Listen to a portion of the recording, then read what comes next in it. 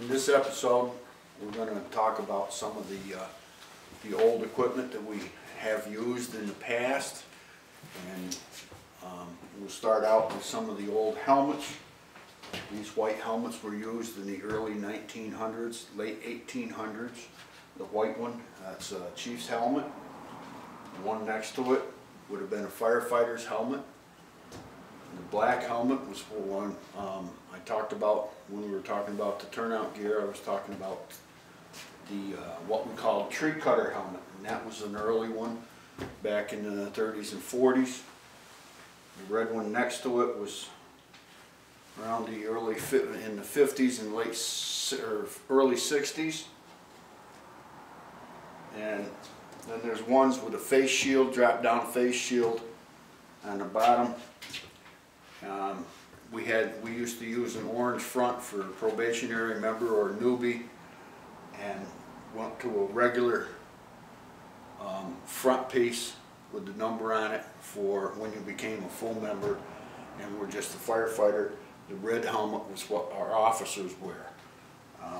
Above that is some old memorabilia of some of the businesses in the village, and a pair of fireball, what we call fireball gloves. I talked about them. They were kept your hands dry, but in the winter they didn't really keep you warm, and if they got wet and froze, you had a heck of a time trying to hang on to anything. Next to that is some portable radios and our pager system. The one underneath the Chevy car, the Chief's car, is a Plectron. That was our first pager system back in the mid-70s, and it's probably this big around and this square and that thick, and you had to carry it around. You looked kind of silly, but it worked. And then we went to Motorola Minitors, which were a heck of a lot smaller. You could carry on your hip, and they worked very well.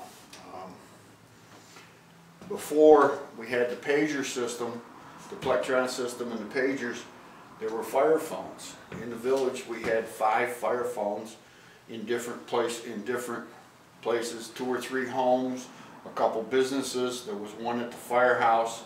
When the fire phone rang, somebody would pick it up, and they had a method, or they had a relay switch where they could blow the siren to let all the firefighters know that there was a fire call.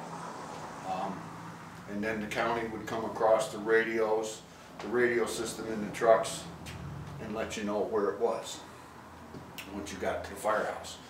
With our department, we have always gone directly to the firehouse, because that's where our turnout gear was, our trucks were, everything we needed was at the firehouse. A lot of companies would allow their members to take their turnout gear with them and go right directly from home or wherever they were right to the fire.